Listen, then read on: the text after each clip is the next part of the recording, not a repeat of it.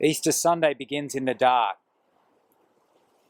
John the Apostle in chapter 20 says, early on the first day of the week, while it was still dark, Mary Magdalene went to the tomb and saw that the stone had been removed from the entrance. The other Gospels tell us the women came together around sunrise to anoint Jesus' body. But John, in typical fashion, zooms in on one person, Mary Magdalene, in the dark, coming to the tomb of Jesus, finding it empty, and then running back to tell the boys. For John, dark and light are never just time references. They run deeper into God and deeper into our psyche. Mary is stumbling in the dark of 24 hours of shock and trauma. Her world's been turned upside down. The world has returned to pre-creation chaos. The light of the world's been snuffed out. The life of the world has died. God's gift of love towards the world has been brutally rejected. While it was still dark, Mary comes to Jesus' grave, and the raw reality of an empty tomb just sends us spiralling further down. They've taken the Lord out of the tomb and we don't know where they've put him. So Mary wasn't alone, but she may as well have been. The journey of grief is intensely personal. No one understands, no one gets it. No one else could possibly be feeling the way I'm feeling in this moment.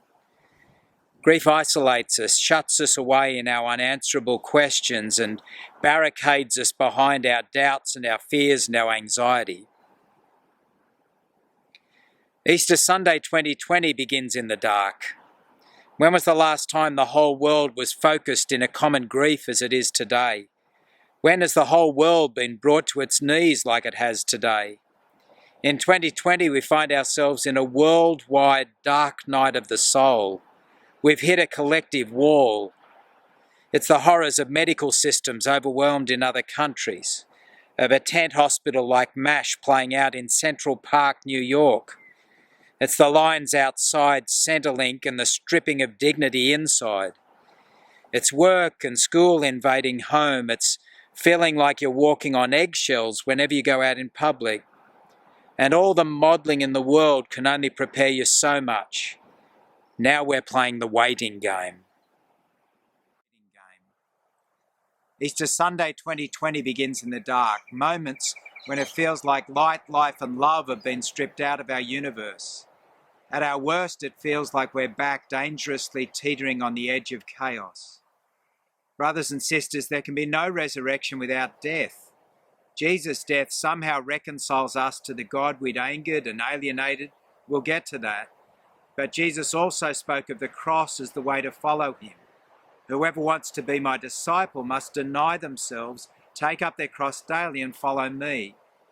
The way of Jesus is the way of self-denial and self-forgetfulness. So hard when yourself is shrieking. This Easter Sunday begins in the dark of my battle to maintain control. As our world spins out of control, our tether points are exposed. Tether points where we anchor our identity and security and significance. In isolation, it's too easy for life to centre around me. When social media is our only friend, comparison, envy and competition run rife. Easter Sunday begins in the dark. We need a reference point beyond ourselves and beyond the herd. We need to tether our sense of worth to a more secure rock than our flaring emotions and spinning minds. Easter Sunday begins in the dark, but comes with a new dawn that shakes us out of ourselves. Christ is risen. He is risen indeed.